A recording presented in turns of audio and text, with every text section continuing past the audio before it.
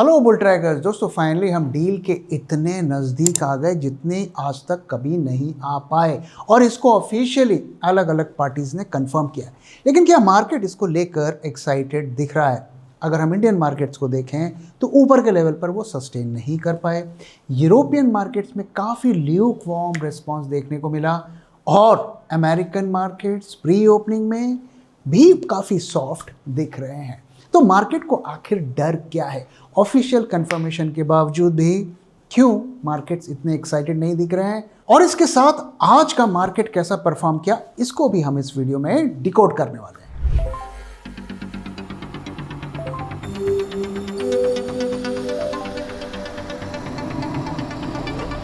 जब मार्केट की हो बात, बेटर आस्क बुल ट्रैक। दोस्तों, जैसा कि आप सबने पढ़ लिया होगा और सुन लिया होगा कि 108 दिन के वॉर के बाद फाइनली अब उस जगह पर हम पहुंच चुके हैं कि डील की होने की संभावना दिख रही है। अभी ये डील नहीं हुई है, अभी MOU भी साइन नहीं हुआ है, लेकिन उसके काफ़ी नज़दीक हम पहुंच चुके हैं और ऐसा कहा जा रहा है कि जून 19 को साइन होगा। अब यहाँ पर MOU होगा या डील होगा, ये हमें देखना है। और जैसा कि आप जानते हैं कि इसमें किन किन कंट्रीज़ ने मेडिएट किया, तो इस डील की खास चीज़ें क्या हैं कि स्ट्रेट ऑफ हॉर्मुज रीओपन, तो जैसे ही साइन होगा हॉर्मुज पूरा खुल जाएगा, ऐसा कहा जा रहा है। और ईरान रिफॉर्म्स NPT कमिटमेंट, जो न्यूक्लियर नॉन प्रोलिफरेशन ट्रीटी है, उसको वो एडहेर करेगा, उसको एग्री करेगा, ऐसा कहा जा रहा है। और लेबनान भी सीज फायर में इंक्लूडेड होगा और इसी को लेकर सबसे ज़्यादा डर मार्केट को है, जिसको आगे हम बात करेंगे, क्योंकि ईरान लगातार पुश कर रहा है कि लेबनान को इंक्लूड करना पड़ेगा, अदरवाइज हम इस डील के पार्ट नहीं है।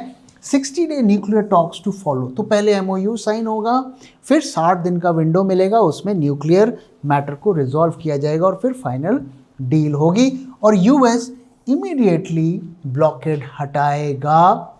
जैसा कि अभी हमने सुना था कि किस तरीके से इंडियंस को और इंडिया में आने वाले शिप को बॉम्ब किया और वो अमेरिका ने किया, और अमेरिका का कहना था कि आपने हमारे ब्लॉकेड को वायलेट किया है, इसीलिए हमने बम मारा। तो ये सब कुछ रिजॉल्व होगा, ऐसा कहा जा रहा है। सो क्या एग्री किया गया है, क्या नहीं किया गया, इसको भी क्विकली हम समझ लेते हैं। तो MOU जो साइन होगा 19 को, उसमें क्या एग्री किया गया है? So immediate permanent and end to military operations on all front, तो ये सीज फायर नहीं है, ये सभी मिलिट्री कॉन्फ्लिक्ट्स को ख़त्म किया जाएगा।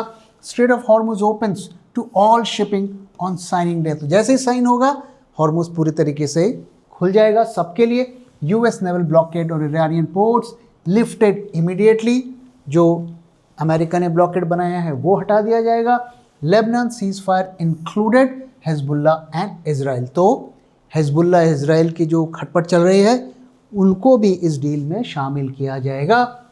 Iran रीअफर्म्स NPT non nuclear weapons commitment, तो जब ये साइन हो जाएगा तो ईरान ने कहा है कि हम न्यूक्लियर जो आर्म्स है उसको परस्यू नहीं करेंगे। Partial sanctions relief on oil export, तो ईरान को ऑयल एक्सपोर्ट करने दिया जाएगा, which is a good news for India, लेकिन पार्शली उनको अलाउ किया जाएगा। Some frozen Iranian assets to be release, तो उनके जो भी पैसे वैसे रोक के रखे गए हैं उसको भी फेज मैनर में रिलीज किया जाएगा। लेकिन क्या क्या अभी भी रिजॉल्व नहीं हुआ है?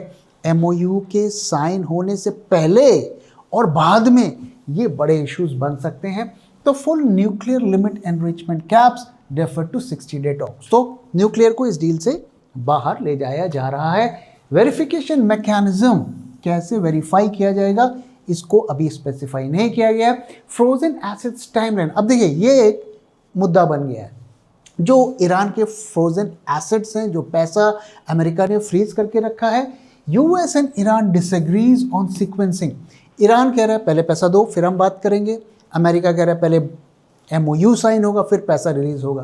तो ये एक मेजर जो है डिसएग्रीमेंट का मुद्दा है, देखते हैं ये रिजॉल्व होता है कि नहीं। Iran demands funds before 60 day talks, US says after, तो देख रहे हैं अभी भी पूरा इशू रिजॉल्व नहीं हुआ है। Missile programmes not addressed in MOU, तो जो ये फियर था कि ईरान मिसाइल्स इतना बड़ा उन्होंने जखीरा बनाया हुआ है, सो उसको एमओयू में इंक्लूड नहीं किया है। Israel not a party retains independent strike capability. तो आप देख रहे हैं कैसे होगा। अभी जब ये डील की बात हो रही है, आजकल में भी ईरान बॉम्ब कर रहा है। So Israel is not a party, और हम जानते हैं कि इजराइल लेबनान में अटैक करेगा और वापस से ये डील खतरे में पड़ सकती है। इसके बारे में हम आगे भी बात करेंगे। Hezbollah disarmament terms unclear. तो उनके जो लड़ाई वड़ाई वो कर रहे हैं उनको कैसे रोका जाएगा, इस पर भी क्लैरिटी नहीं है। तो यहाँ पर जो सबसे बड़ा मुद्दा क्या है कि ईरान के एसेट्स को कब रिलीज़ किया जाएगा, उस पर एग्रीमेंट नहीं है। क्या कुछ सोल्यूशन निकलता है? और दूसरा, इजराइल का क्या होगा अगर वो इसी तरीके से बॉम्बिंग करता रहा जैसा वो कल तक कर रहा है, आज भी कर रहा है, तो फिर इस डील का क्या होगा? तो अभी भी ये खतरा बना हुआ और इसी को लेकर मार्केट्स अभी भी नर्वस हमें दिख रहे हैं। अब ये बात करते हैं कि आने वाले दिनों में इस डील की एमओयू साइन होने की और फाइनल डील की क्या प्रोबेबिलिटी है और मार्केट्स क्या उसके बारे में कह रहे हैं।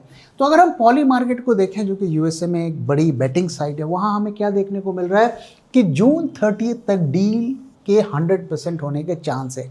यानी कि जो भी वहाँ पे पार्टिसिपेट कर रहा है वो कह रहा है कि डील तो होनी है, इट्स अ डन डील। और जुलाई 31 तक न्यूक्लियर का जो मैटर है वो भी रिजॉल्व हो जाएगा, 80% प्रोबेबिलिटी है। लेकिन दोस्तों ध्यान रहे कि 4 दिन पहले ये 27% प्रोबेबिलिटी थी और उससे पहले 86% प्रोबेबिलिटी थी। सो 86 से 27 पे आया, 27 से 80 पे आया।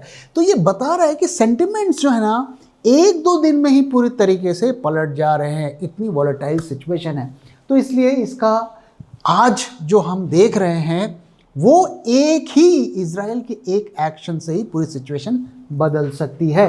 तो क्या क्या पॉसिबिलिटी है, आइए इसको समझते हैं। तो पहले कि 10 से 15% चांस है कि इजराइल इस डील को ब्रेक कर देगा। इसके काफ़ी ज़्यादा रिस्क हैं because Israel is not a part of the deal, इसे हमें समझना पड़ेगा। और उन्होंने बेरूत पर ये अनाउंसमेंट होने से पहले ही, कुछ घंटे पहले ही अटैक किया। Okay, Netanyahu called deal a deep disappointment. ये इनका ऑफिशियल वर्जन है कि भाई ये तो बड़ा ही डिसअपॉइंटिंग चीज़ है, हम क्यों डील कर रहे हैं। और Trump publicly frustrated, very difficult by, ऐसा उन्होंने नेतन्याहू के अगेंस्ट में कहा है। अब एक चीज़ समझनी पड़ेगी कि वहाँ पर इलेक्शंस, इजराइल में इलेक्शंस होने वाले हैं कुछ महीने में, और जब इलेक्शंस होंगे और ये सीज फायर हो गया, एमओयू साइन हो गया, तो वहाँ पे फिर सब निकल कर आएगा कि ईरान ने कितना डिस्ट्रक्शन किया है। और अगर वहाँ की जनता को ये पता चल गया कि देखो कितनी बॉम्बिंग किया है ईरान ने और कितना नुकसान पहुँचाया है, तो वो इलेक्शन हार सकते हैं। ऑलरेडी वो वॉर क्रिमिनल डिक्लेयर्ड है। तो इसलिए उनके लिए बहुत मुश्किल है कि उस लड़ाई को रोकी जाए, और वो कुछ भी करेंगे ऐसा लगता है, और इसी का डर मार्केट्स को है। दूसरा, अगर आप देखिए कि एक और रिस्क क्या है कि Iran demands $12 billion before 60 day talks begin. $12 billion भाई हमें दे दो, फिर हम बात करेंगे, ये उनकी कंडीशन है। US says asset released only after talks. तो बात हो जाएगी, फिर हम देंगे। अब दोनों में से कौन झुकेगा आप बताइए? दोनों अपने अपने पोजीशन पर अड़े हुए हैं, किसी एक को तो झुकना पड़ेगा, नहीं तो फिर ये डील एक बार फिर खतरे में पड़ जाएगी। Sequencing deadlock could stall post MOU phase. तो चलो एमओयू तो आपने साइन कर लिया, वो तो आप कर लेंगे, लेकिन जो फाइनल डील है जिसके लिए ये पहला स्टेप है वो तभी हो पाएगा जब ये मैटर रिजॉल्व होगा। Iran central bank chief already in कतार पुशिंग, तो ऑलरेडी उन्होंने प्रेशर डालना शुरू कर दिया है कि हमारा पैसा रिलीज करो, और इस रिस्क की 30 to 40% चांस है। Sign but 60 day talks collapse. तो एमओयू तो साइन हो जाएगा, लेकिन फाइनल डील से पहले बातचीत कोलैप्स हो सकती है, क्योंकि यहाँ पर काफ़ी डिसएग्रीमेंट है। और न्यूक्लियर टॉक्स की अगर बात करें, सो ये एक बड़ा मुद्दा बना हुआ है कि full enrichment limits defer to 60 day window. Iran at 60% enrichment near weapons grade. तो 60% भी अगर आपने एनरिच कर लिया तो 70-80% एनरिच करना कोई बड़ी बात नहीं है। IRGC hardliners oppose any cap of the program, तो वो न्यूक्लियर को छोड़ना नहीं चाहते। तो ये भी एक बड़ा मुद्दा है। साथ में वेरिफिकेशन मैकेनिज्म भी क्या होगा कि ईरान के पास न्यूक्लियर है या नहीं है, उसको लेकर भी कंफ्यूजन है। तो इसका भी 50 to 60% रिस्क है full permanent deal by year end. So आप देख सकते हैं कि अभी भी मामला साफ नहीं है, और इस तरीके की डील हमने पिछले साल भी देखी थी। पिछले साल भी लड़ाई चली थी, फिर डील हुआ, फिर दोबारा लड़ाई चल गई, और बार बार हम देख रहे हैं कि छोटे छोटे मुद्दों पे डिस्कशन हो रहा है और फिर डिसएग्रीमेंट हो रहा है और फिर बॉम्बिंग भी शुरू हो जा रही है। सो हमें देखना है अगले 4-5 दिन क्या होता है, और अगर MOU साइन हो भी गया तो भी फाइनल डील से पहले क्या होता है ये हमें देखना है। एक थॉट प्रोसेस यहाँ पर ये है कि ट्रंप इज बाइंग टाइम। ऐसी खबरें हैं कि USA में उनके जो आर्म्स और एम्यूनिशंस हैं उसका रिजर्व काफ़ी लो हो गया है, and they are buying time. साथ में स्पेसएक्स में जो बड़े बड़े लोगों का पैसा लगा हुआ है उसको भी एग्जिट देना है। सो एक स्ट्रैटेजी ये भी हो सकती है कि हम 60 दिन का टाइम बाय कर लेते हैं। क्या पास्ट में ऐसा नहीं हुआ कि वो बातचीत करते करते उन्होंने दोबारा से बॉम्बिंग शुरू नहीं की? क्या गारंटी है कि इस बार नहीं होगी? इसलिए जब तक डील साइन नहीं हुई थी, और मैं MOU की बात नहीं कर रहा हूं, मैं फाइनल डील की बात कर रहा हूं, जब तक वो साइन नहीं हो जाएगा तब तक हम होपफुल रह सकते हैं, हम उम्मीद कर सकते हैं कि सब कुछ ठीक हो जाए, लेकिन हमें उस खतरे को इग्नोर नहीं करना चाहिए, क्योंकि जो भी आप इस टाइम पर इस डील से पहले गेन करेंगे, हो सकता है वो सब कुछ हमें लूज कर जाना पड़े। तो इसलिए थोड़ा हमें सावधानी से चलना है, और इजराइल क्या करता है उस पर नज़र बनाए रखनी है। अब आइए एक दूसरे मुद्दे की बात करते हैं, इन्फ्लेशन की। तो इन्फ्लेशन का आज डेटा आया है, WPI का डेटा आया है, और यहाँ पे आप देख सकते हैं कि इसमें थोड़ा राइज हमें देखने को मिला है, और हर जगह पर महंगाई बढ़ती हुई दिख रही है। CPI में भी पिछले महीने हमें बढ़त देखने को मिली है। ये डेटा मैं आपको क्यों दिखा रहा हूँ? क्योंकि ये बता रहा है कि कैसे ऑयल प्राइसेस जो इतने टाइम से अप रहे, अब उसका इम्पैक्ट हमें देखने को मिलता है।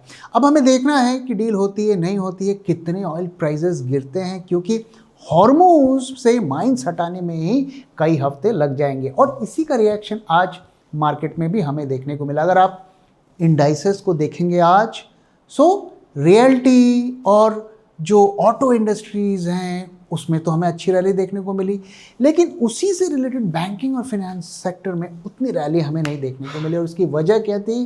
क्योंकि इन्फ्लेशन अभी भी काफ़ी ज़्यादा हाई है, और इसकी संभावना कम है कि आने वाले दिनों में रेट्स वापस से घटाए जाएं। साथ में एक बड़ा खतरा यूरोप में, खास करके UK में इंटरेस्ट रेट बढ़ने का है, और जापान में भी इंटरेस्ट रेट बढ़ने के काफ़ी ज़्यादा चांसेस हैं।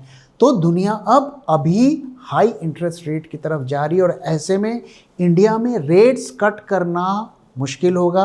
हो सकता है रेट्स भी थोड़े बहुत बढ़ाने पड़ जाए। अगर उन्होंने रेट्स बढ़ाए तो हमें भी बढ़ाने पड़ सकते हैं। और इसीलिए आप देखिए आज का मार्केट, क्रूड प्राइस में भी हमें फॉल देखने को मिला, लेकिन उसके बावजूद बैंकिंग इंडस्ट्री ने इस रैली में उतना परफॉर्म नहीं किया, और रियल्टी और इसके अलावा ऑटो सेक्टर में हमें तेज़ी देखने को मिली। और ऑटो सेक्टर में तेज़ी की वजह क्या है?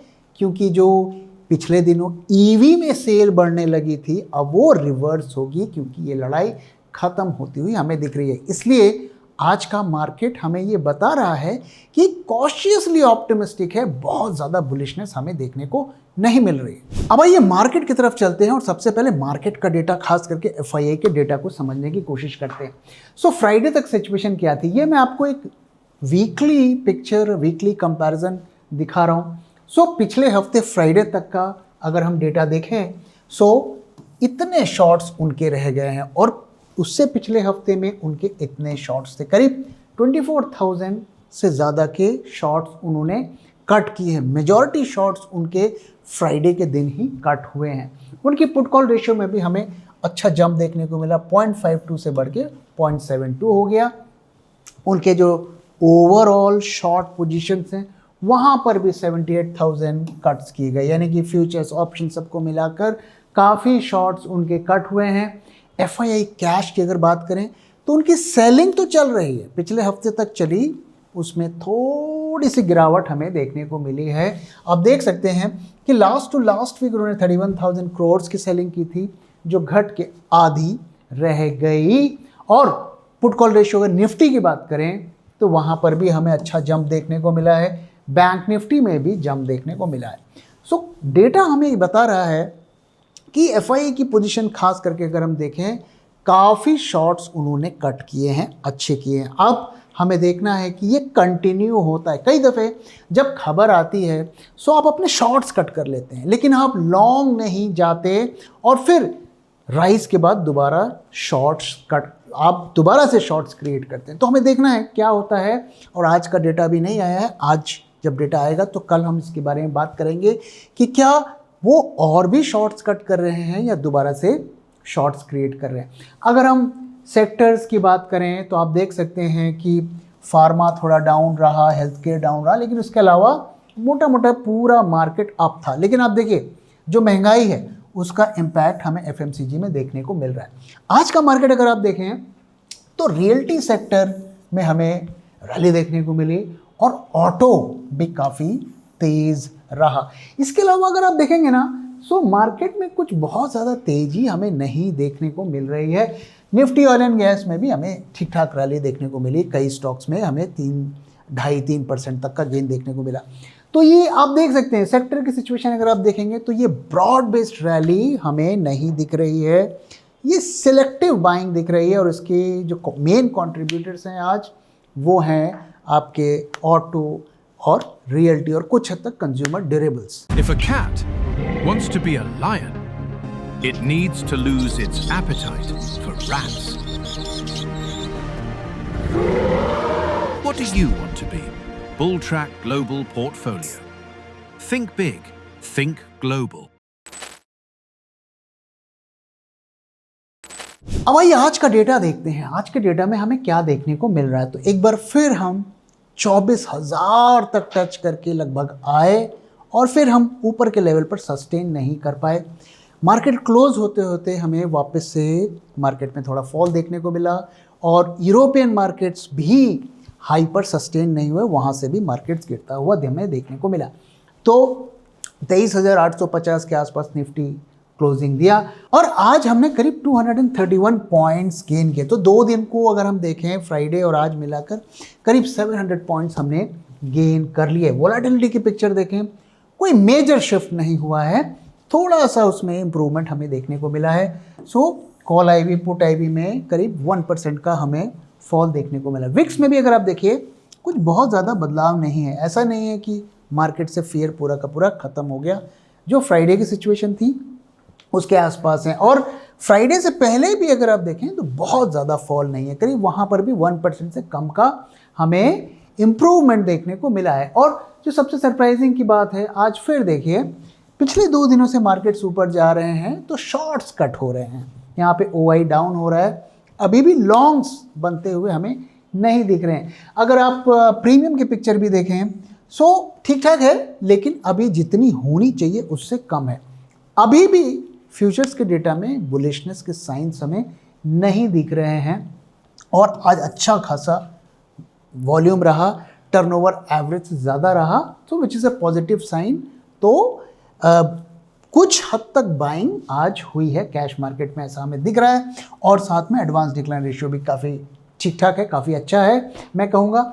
और यहाँ पर आप एफआई की शॉर्ट्स की पोजीशन फ्राइडे तक जो हम देख रहे हैं कट्स हुए हैं, और डेटा मैंने आपको दिखाया है, हो सकता है आज भी कट्स हों, लेकिन हमें नहीं भूलना है अभी भी 2.5 लाख के करीब उनके शॉर्ट्स बने हुए हैं।